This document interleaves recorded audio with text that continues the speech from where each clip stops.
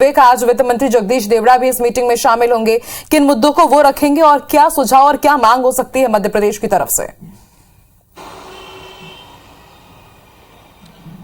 केंद्र सरकार अपना बजट बनाने जा रही है और उसकी प्रक्रिया शुरू हो गई है। आज केंद्र के बजट को लेकर वित्त मंत्रियों के साथ केंद्रीय वित्त मंत्री निर्मला सीतारमण की एक बड़ी बैठक दिल्ली में हो रही है। इस बैठक में मध्य प्रदेश के वित्त मंत्री जगदीश देवड़ा शामिल हो रहे हैं।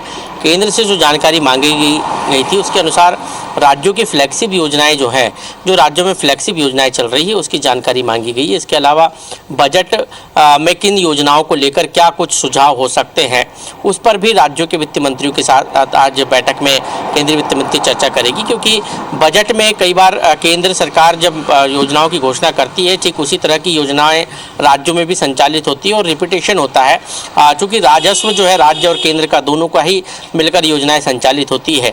ऐसे में केंद्र सरकार चाहती है कि एक रूपता है योजनाओं में और इसलिए फ्लैगशिप योजना हो या राज्य की और अन्य योजनाएं हैं उनके बारे में जानकारी केंद्रीय वित्त मंत्री लेगी। इसके साथ ही यदि कोई सुझाव है बजट में शामिल करने का वित्त मंत्रियों का राज्यों का, तो उस सुझाव को भी बजट में शामिल किया जाएगा। तो ये आज पूछा जाएगा कि आपके पास क्या अच्छे सुझाव है जो बजट में शामिल किए जाए।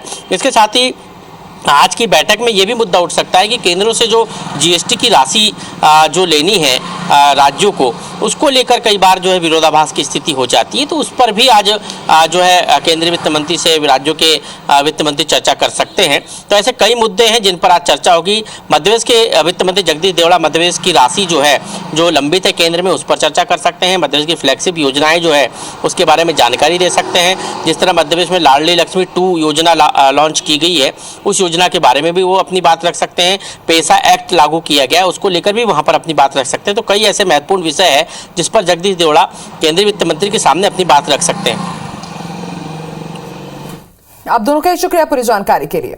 चलिए बढ़ते आगे, बात पेसा कानून की करेंगे। पेसा कानून जागरूकता पर मध्य प्रदेश सरकार का इस वक्त सबसे ज्यादा फोकस है। जनजातीय क्षेत्र में जागरूकता लाने के लिए सरकार जुटी हुई है। सीएम शिवराज सिंह चौहान आज शाम मास्टर ट्रेनर के साथ चर्चा करेंगे और ट्रेनर बताएंगे कलेक्टर अधिकारियों को इस कानून के फायदे उन्हें समझाया जाएगा। डिंडौरी में भी ग्राम सभा कार्यक्रम में आज सीएम शिवराज सिंह चौहान शामिल होंगे।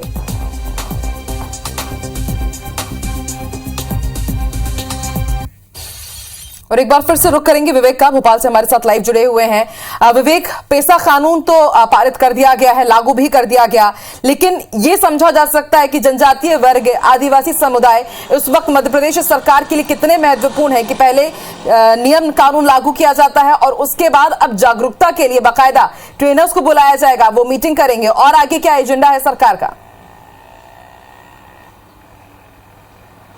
मध्य प्रदेश सरकार पेसा एक्ट को हर जनजाति वर्ग के दिलों में बिठाना चाहती है, उनको समझाना चाहती है कि इस एक्ट के जरिए आपके जीवन में क्या परिवर्तन होना है, आपके जनजाति वर्ग में क्या परिवर्तन होना है। और यही कारण है कि अब सरकार ने जन जागरूकता कार्यक्रम के साथ साथ मास्टर ट्रेनर्स तैयार किए हैं जो जिलों में जाकर कलेक्टर से लेकर तमाम जो अधिकारी है उनको भी बताएंगे कि ये पैसा कानून क्या है, इसके क्या फ़ायदे हैं और आप किस तरह जो है जनता के बीच जाकर, जनजाति वर्ग के बीच जाकर इसको समझाएं।